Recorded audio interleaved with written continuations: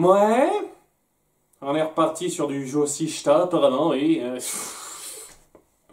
Alors, est-ce que c'est pire que Scooby-Doo au Pays des Pharaons? J'ai envie de dire que ça a moins d'ambition.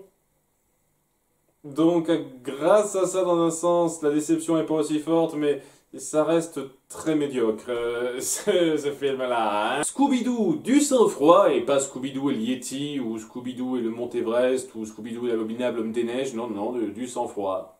Pour faire jeu de mots. Alors, c'est un truc qui serait un peu récurrent de ces films, mais bon, ouais, c'est... tout de suite, tu vois où ça va venir avec...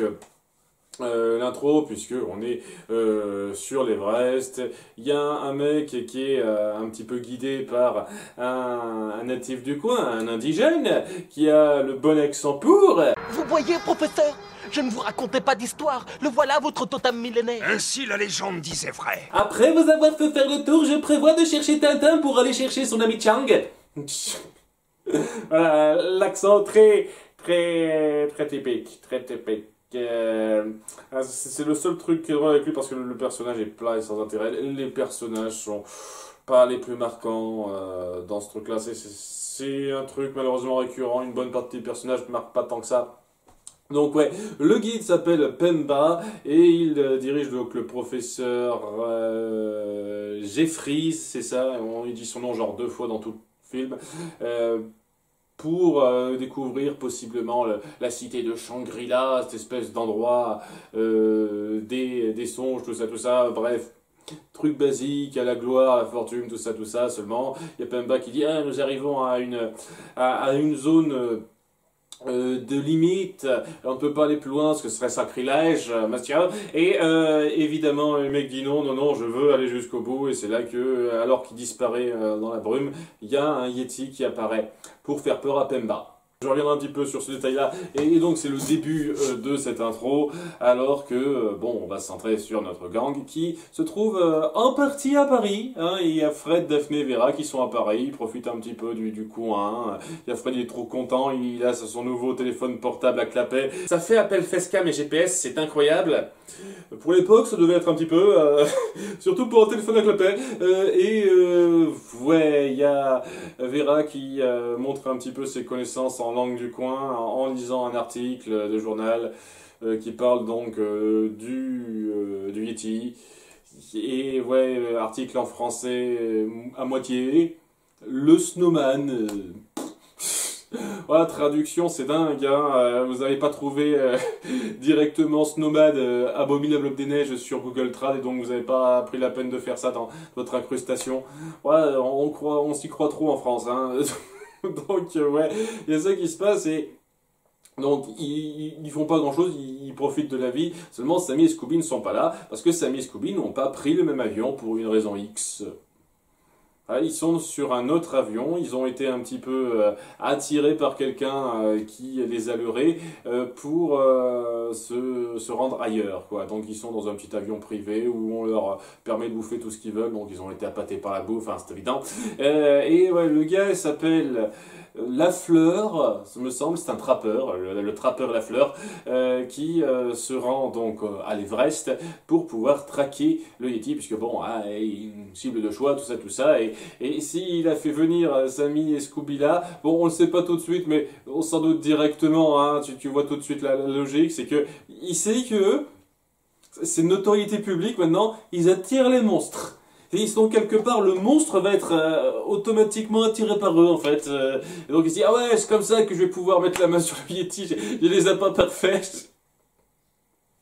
Je me dis, waouh, ok, hein, c'est un petit peu gros sur les bords, hein, je trouve, hein, mais bon, très bien comme vous voulez.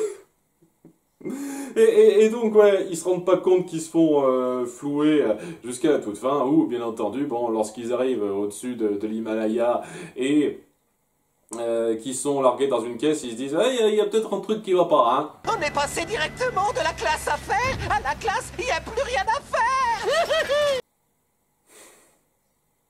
Et il y en a pas mal comme ça au passage. Nos amis doivent commencer à voir les boules d'attendre. Genre, boule de neige, un Scooby. Très drôle, Sammy. Même quand Scooby-Doo trouve que c'est nul, c'est qu'il y a quelque chose, quoi. Et il n'arrête pas d'en faire. Il est saoulant. Il est saoulant, ces jeux de mots forcés, débiles, par chercher plus que ça. C'est une marque de fabrique de Joe Sichta, apparemment. Ou en tout cas de ceux qui traduisent ces films-là. Mais je pense que ouais, ça doit être présent dans la VO aussi. Je suis désolé, je découvre pas la VO et la VF en même temps. Hein, et je découvre qu'une seule version. Et ouais, quoi, ça arrive souvent. Il est lourd, Samy. Quand il veut à tout prix forcer ces trucs-là. Une fois comme ça, mais je vous jure, c'est réparti durant tout le film. Et au passage, les autres sont pas en reste, hein, parce que lorsque Fred, avant de ce qui se passe, en lui téléphonant seulement maintenant, je veux dire, il n'a pas pensé à l'appeler avant, Samy, pour dire on est sur notre avion, non. Voilà, et il invente ça, il a donc trouvé l'endroit grâce à son GPS dont on a parlé rapidement, et ben, il n'est pas foutu de dire le mot abominable. L'abdominal homme des neiges. Pas abdominal, Fred, abominable, tout simplement. Oh, abobibable, abominable,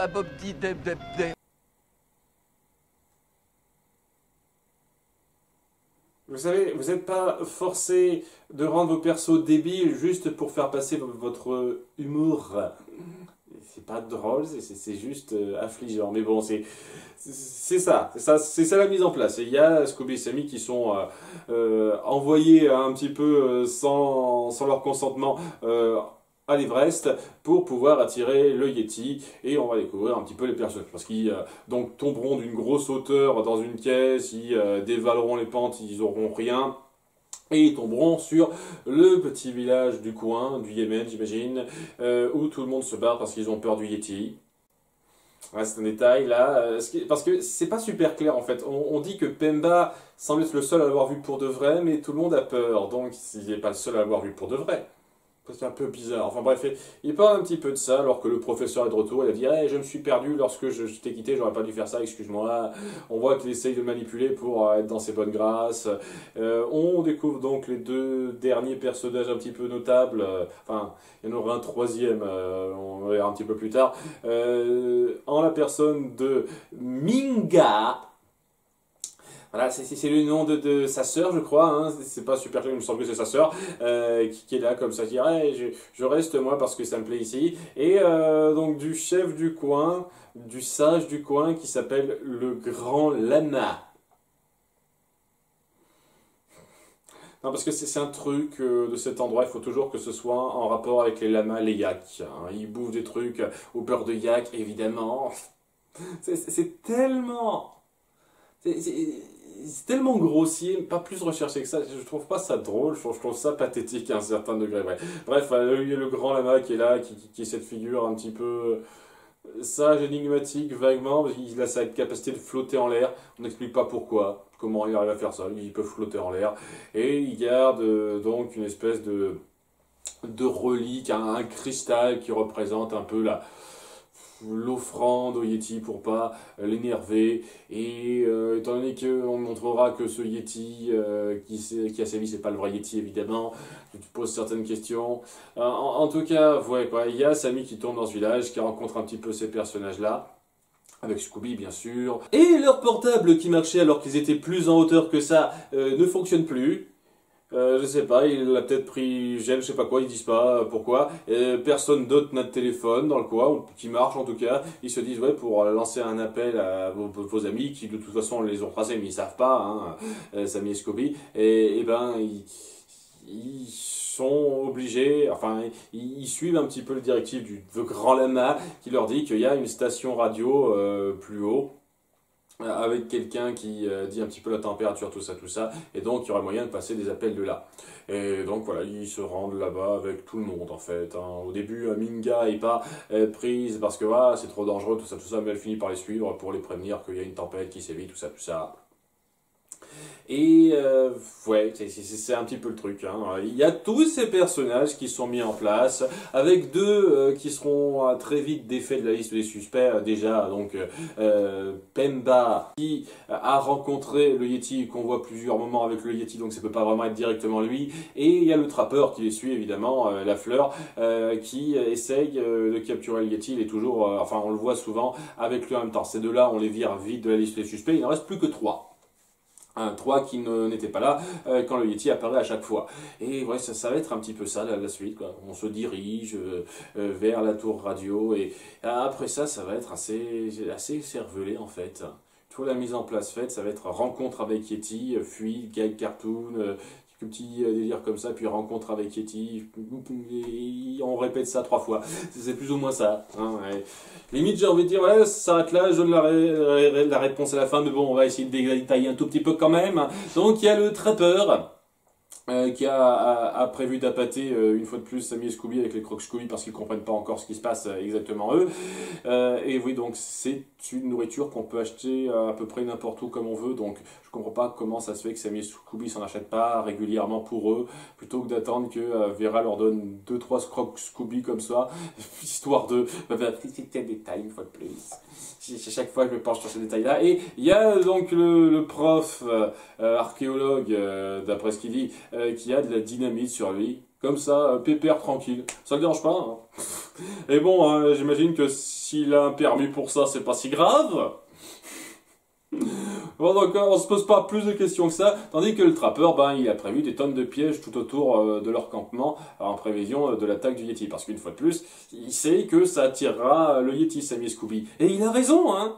C'est genre une espèce d'aimant à emmerde Sammy et Scooby. Et donc, au bout d'un moment, bah, y a le Yeti qui apparaît, qui attaque.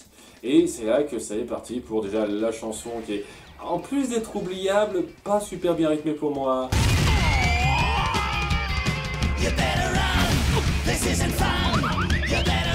Je pense que ça vient du fait que comme vous essayez d'étaler vos gags cartoon autour de Sammy, Scooby et la créature, parce qu'il y en a énormément de gags comme ça, c'est vraiment à fond sur ce truc-là, Sammy et Scooby sont à fond au centre, hein. Il y a vraiment ce besoin de suivre ce rythme-là en allongeant la chanson elle-même. Ce qui fait que ouais, c'est assez lent et ouais, en plus d'être pas mémorable du tout, bah, c'est pas plus sympathique que ça à entendre, je trouve. Enfin bon, ce n'est qu'une impression personnelle, une fois de plus, hein, je ne suis pas mélomane. En tout cas, ouais, donc grosse chasse, gros cartoon, une fois de plus, le gars prévoit le tonne de pièges, il tombe pas juste dedans, blabla, rincer, répéter, et au bout d'un moment, ils finissent par se barrer. Il y a Pemba qui tombe dans une cage à un des nombreux pièges que le trappeur a posé. Il est super rapide pour les poser. Il en a posé 50, quoi.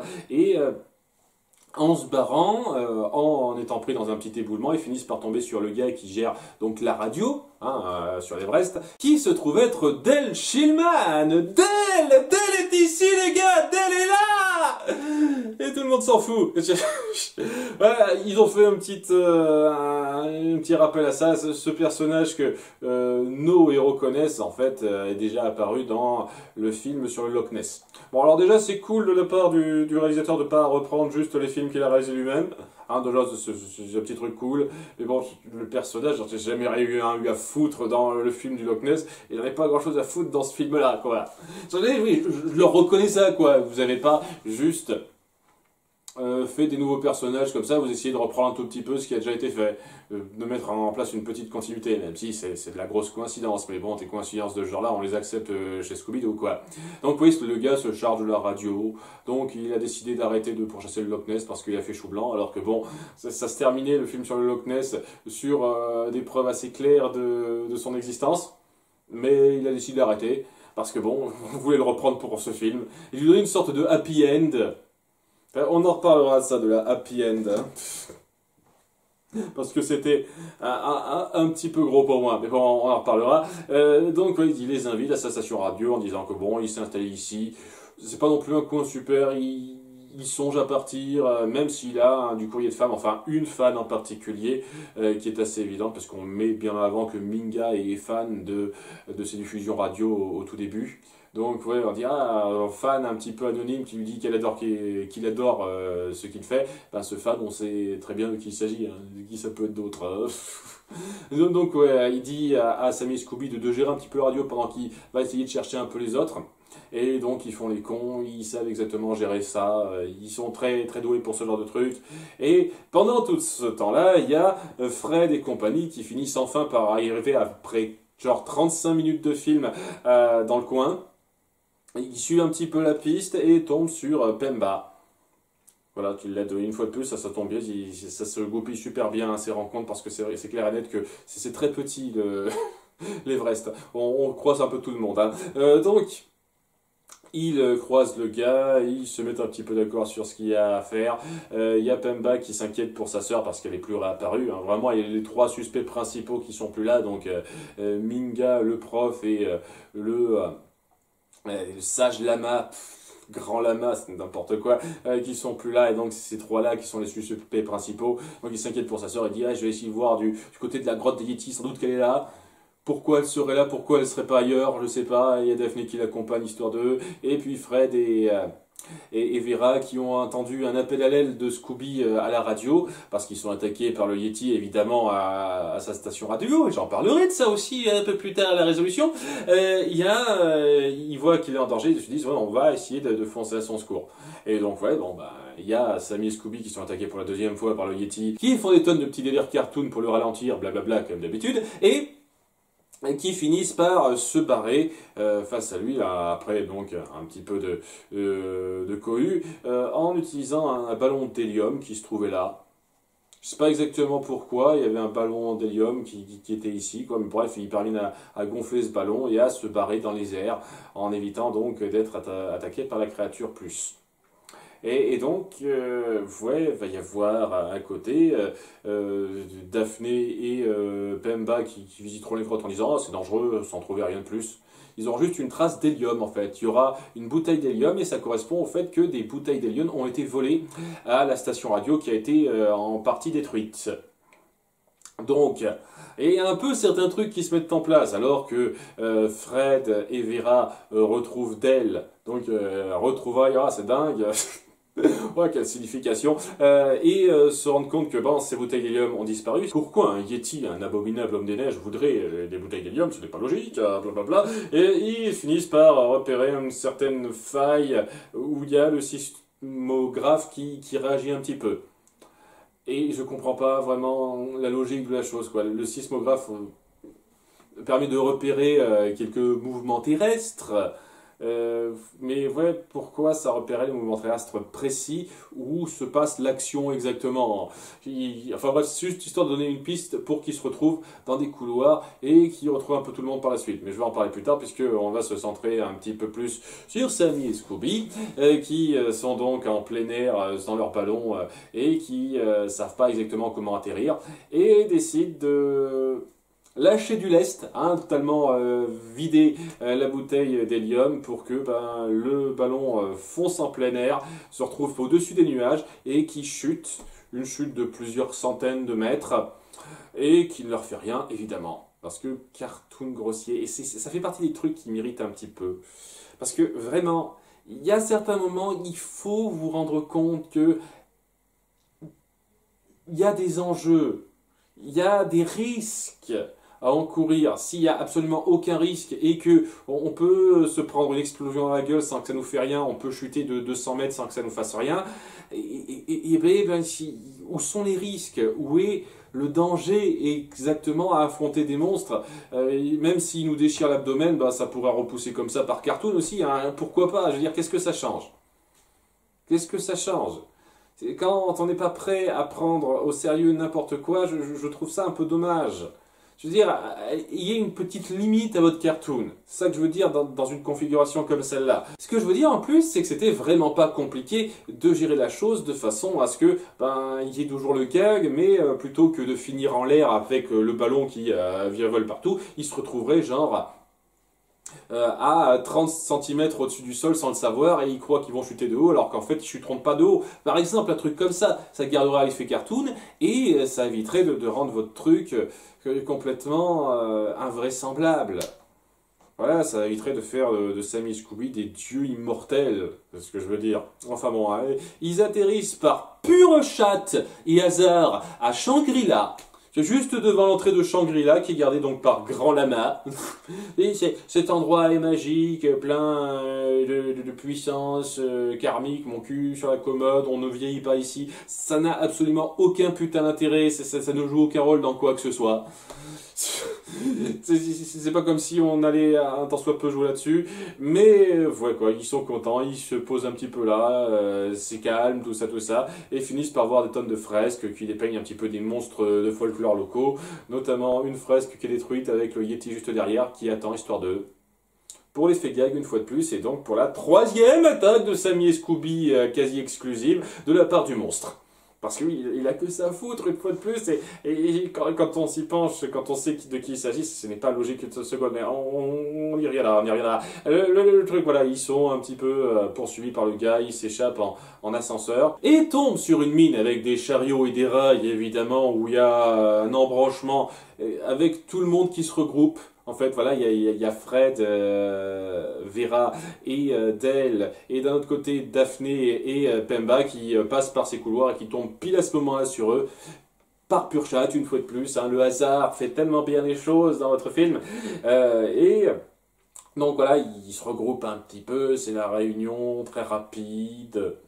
On n'en fait pas des caisses là-dessus, je trouve qu'il y aurait moyen d'appuyer un petit peu le fait qu'ils craignaient un peu pour les uns pour les autres, mais une fois de plus, on va jamais traiter ça très au sérieux, et ils finiront par tomber d'abord sur le professeur Jeffries, qui est en train de saccager un petit peu une mine de cristal juste à côté.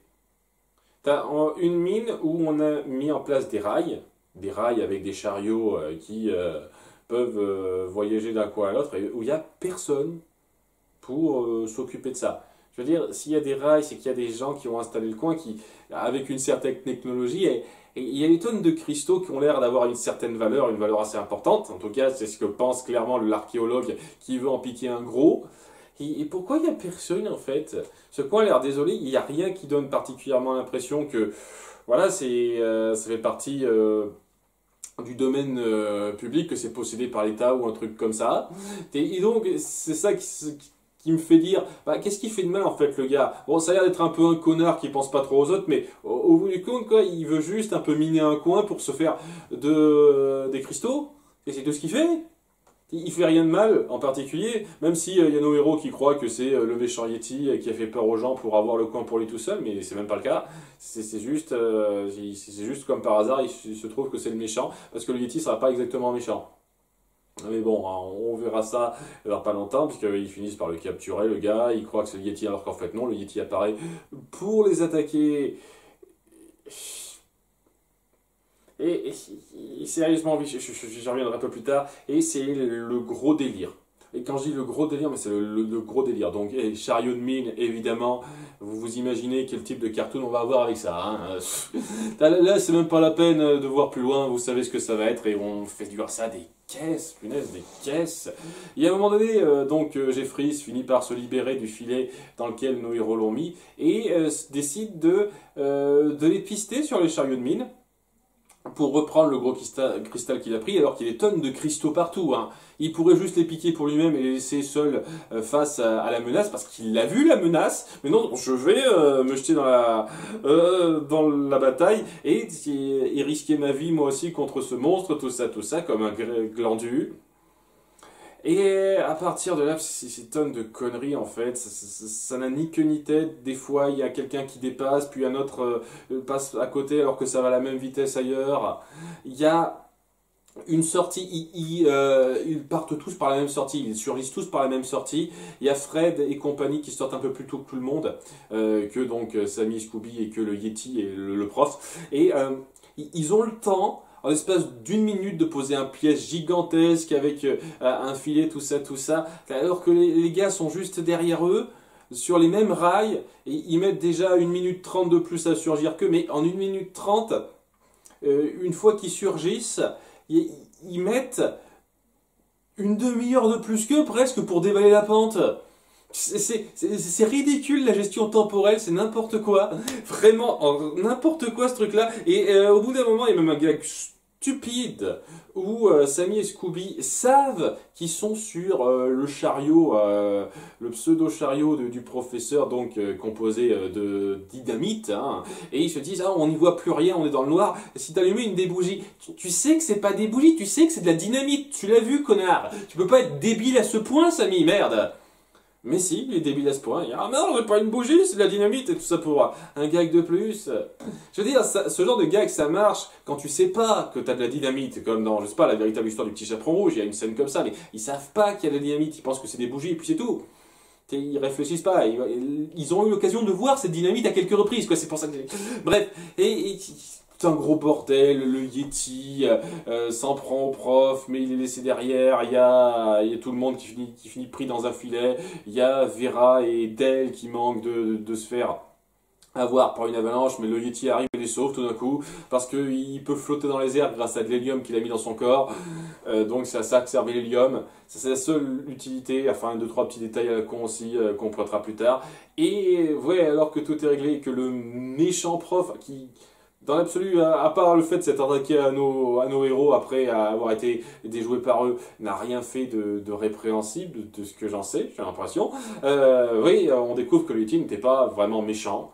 C'était en fait Minga, qui a fait tout ça pour... Oh putain. Pour empêcher Del de partir, parce qu'elle aime trop son programme, et donc elle s'est dit qu'en créant cette légende, elle ferait en sorte de le garder ici. Alors, c'est un peu ça qui est bizarre, parce que on met en avant au tout début de l'histoire que lorsque Pemba a vu cette créature, c'est considéré comme une légende par la plupart des autres, ce qui veut dire que, ce qui semble indiquer que bon, le Yeti n'est pas apparu devant ces personnes, mais pourquoi c'est toujours Sammy et Scooby, quoi? C'est pas logique. Le truc avec ça, c'est que lorsque c'est un monstre qui sévit juste pour sévir, tu peux comprendre que, comme par hasard, il tombe toujours sur les mêmes. Bon, c'est pas grave. Mais là, elle veut juste mettre en place une légende pour intéresser l'homme pour lequel elle a le béguin. Et je comprends pas en quoi ça aide de faire peur à Sammy et Scooby régulièrement. Les deux mêmes cons, quoi. Je comprends pas en quoi ça l'aide, en fait, de faire ça. Je comprends pas en quoi ça a aidé le fait que son chéri puisse rester et qu'elle détruise à moitié sa station radio, à un moment donné. C'est quoi le but? Pourquoi elle a fait peur à son frère comme une connasse, et seulement à son frère? Pourquoi elle n'a pas fait ça avec le professeur au départ? En même temps. C'est complètement con, je ne comprends pas ta logique en fait. Vous avez créé des motivations débiles à un personnage qui s'est montré la grande majorité du temps très belliqueux envers les gens qu'il rencontrait, alors que ces gens-là lui ont rien fait. Mais elle était quand même très belliqueuse dans son costume, tout ça, en risquant même d'être un peu violente avec eux. Tout ça... Quoi, juste pour faire parler du monstre, cette femme est tarée. Elle a un problème de psychopathisme, totalement. Il n'y a que ça qui est logique dans ce délire. Mais on essaye de dépeindre ça comme quelque chose de joli. Oh, il est trop mignon, elle voulait pas qu'il parte, ce gars. Et puis, comme elle est canon, il se dit, ah, c'est génial, trop cool, bébé. Presque littéralement, d'ailleurs. C'est carrément super chouette, bébé.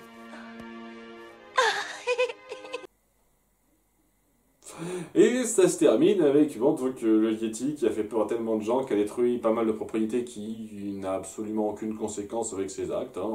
On s'en fiche royalement, c'est pas grave, personne ne va porter plainte. Minga s'en sort très bien, alors que le méchant prof, qui techniquement, une fois de plus, je le redis, ne donne pas l'impression d'avoir fait tant de choses répréhensibles que ça, finit derrière les barreaux, un truc comme ça. Et enfin bref, ouais, ça se termine sur tout le monde qui finit à Paris avec Minga et Del qui finissent en couple, c'est trop mignon, tout ça.